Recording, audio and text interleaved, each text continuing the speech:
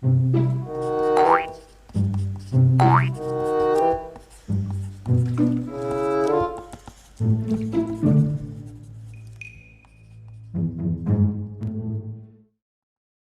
up, guys? How's it going? We're gonna go over how to draw the hand.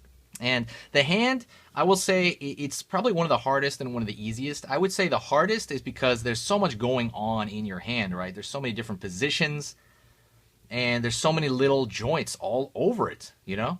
Tons of them. And you also got this protruding thumb, which really makes things hard, I think, to keep track of. But one of the easier parts about it is I also think it's one of the easiest things to reference because you always got your own hand to reference, to look at. You know what I'm saying? Like how it's moving, what part's going on. I can always take a picture with my iPhone and have that. So I'm going to go over some quick tips that I think are really important that have helped me a lot. So let's get into those really quick. First of all, I always think of everything, as with everything else, you know how I used to think of the arm as a cone? I think of the hand in boxes and, you know. So like if I think of the hand without fingers, I tend to draw in my own mind, again, and on paper you can do that too, a box. I think of the box in perspective, like let's say, and then I start putting where the knuckles would go. You know what I mean? And then I start thinking of the hand as another box together if the fingers are together, and I split these up into fingers, you know? Always think in simplified boxes. That's what I always do. So that would be the first little kind of tip. It's actually really important, honestly, because that's what I'm always thinking about with the hand. I'm always thinking of it as a series of boxes. You know what I mean? When I think of a finger, I think of a series of segments. You know what I mean? Let me go over that really quick too, by the way. Let's go over the fingers real fast. So I told you I'm thinking of things in boxes. Let's say the hand is flat, okay? And let's say this is the knuckle, the main knuckle, and I got the hand like this. I'm actually going to talk about one of the most important things I feel that I've even seen some of my friends who are really good artists that they don't do, and sometimes I need to remind myself of. The fingers have different shapes, you know. If you're talking about like this, just the finger. If you think of it like this, right? And the front finger, the edge, the tips of every finger, they're gonna have this kind of shape, you know. It's almost like it's a half box, half rounded surface almost. And they all have that shape right there. And over here, if you're talking about this one, it has a sort of the middle of the digit has sort of a fatty pad right there. You know, I almost think of it as like a rectangle that was rounded off or something. You know what I mean? Same thing goes for the last one right here, right before you hit the actual knuckle. The knuckle right there. But remember that there's different shapes. This shape is, I feel, in my opinion, the most important. Because I've seen guys draw fingers and they draw like these bizarre, freaky, you know what I mean? Like talons or something like that. Remember this fat pad at the end. If you want to get even deeper, let's zoom in on that. Let's say you just take the edge of any digit. Let's just take that chunk and blow it up. If you really want to get really detailed, the nail right here is a flat surface, but there's going to be a small protrusion as it goes back into the finger. There's going to be this little swoop. You see? Because people draw flat, and that's good in some animations. Absolutely, it could work. But if you're drawing, like, let's say a portrait, like their hands are really visible, try to remember that subtlety. There's going to be a subtle swoop, then straight.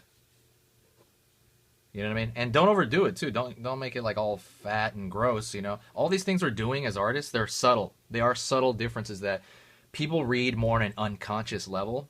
You know what I'm saying? It's not like people are going to look at his fingers and be like, why is that not protruding? You know, why is that protruding too much? They'll probably be more like, something's funky with their hands. What the hell's going on? Like, they don't know it. You know, they're not aware of it.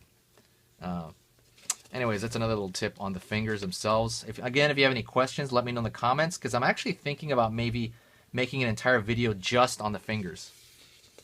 So Let me know if you guys want to see that or not. Comment below. Another tip on the hand is if the hand's flying out flat. Let's say a hand's totally lying out flat. You got the box. You know, you got the thumb over here somewhere. Whatever. It's a crappy thumb. Sorry. I mean, it's a crappy, what do you call that? Tracing of, mapping out of the thumb. So, let's say you have the hand laying flat. The middle knuckle is always the highest. Not always, but it's just a stylistic thing we're talking about. Style-wise, it's a good idea to make the knuckle the highest one. Because the middle finger is almost always going to be the longest finger. It's actually always going to be the longest finger. Unless you lost your finger or something. Which in case, I'm sorry. But the middle finger is going to be the highest. And then same thing goes to the knuckles. So there's kind of this, I always think of it as like the top of a house or something. The peak would be the middle finger, and it slopes down those last two, and this one, you know. Same thing for the middle finger. That's the highest, and it slopes down. Thinking of it in blocks again. Here's a kind of a, this is kind of irrelevant, this test, but look at your own hand right now. Lay it out flat. And now tell me which one is longer. Is it your ring finger? The one on this side right here? Is it your ring finger or your pointer finger? Because those vary back and forth. For some people, the ring finger is longer, like for me. And then for other people, their pointer finger is longer. You know what I mean? It's higher up. So that changes back and forth, everybody. Let me know. Because I'm really curious about that one.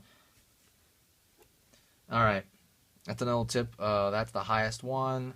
Like I said, always think in boxes. Always think in squares. Work this stuff out. It's going to be like a series of boxes in perspective, you know? Let's say someone's throwing a fist at you. I always think of it. Let's say a fist is coming right at me. I'll start drawing it. Obviously a lot more lighter than this, though. I'm drawing it this dark just so you can see it. I'll draw it lightly like that. And then what I'll do is I'll split it up into the number of fingers they are.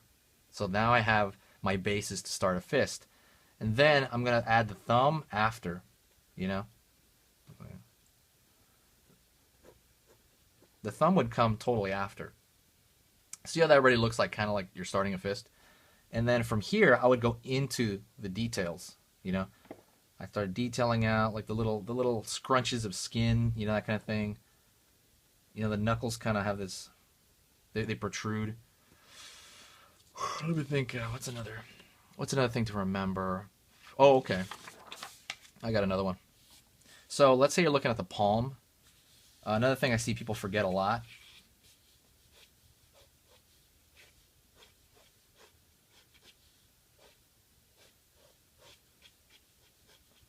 Let's say you got a palm over here, right? Let's see. Something to remember would be when I draw the palm, I'll keep in mind the fatty pads. The real huge one for the thumb itself. There's a huge fat pad over here that I think people really tend to forget about. And then there's a long one over here that you kind of put, like, especially you use it when you're drawing. It's this fat pad when you put your hand down. Over there. And you don't have to draw it out like that. That's just something to keep in mind. You know what I mean? Because if you know that's there, you'll start drawing the hand differently. It won't look like a skeleton hand anymore, you know? It'll look like, oh, okay, wow, there's some healthy fat right here. It'll kind of swoop into the wrist much more naturally when you draw it, you know? And then, like, again, like with everything else, I think of this as blocks. Just like over there. I start splitting they start splitting the fingers.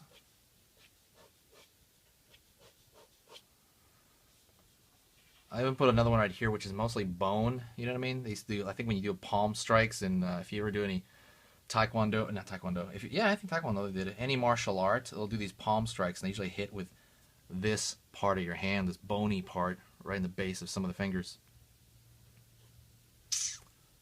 And that is about all the tips I can think about right now, actually. Think about these tips. Let me know if you have any questions.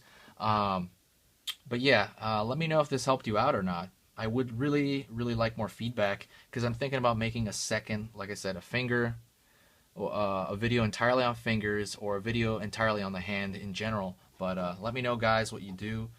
If you have any, again, the hand is a very complicated one for a lot of people. So I'm actually maybe going to do in the next video a demo of a hand.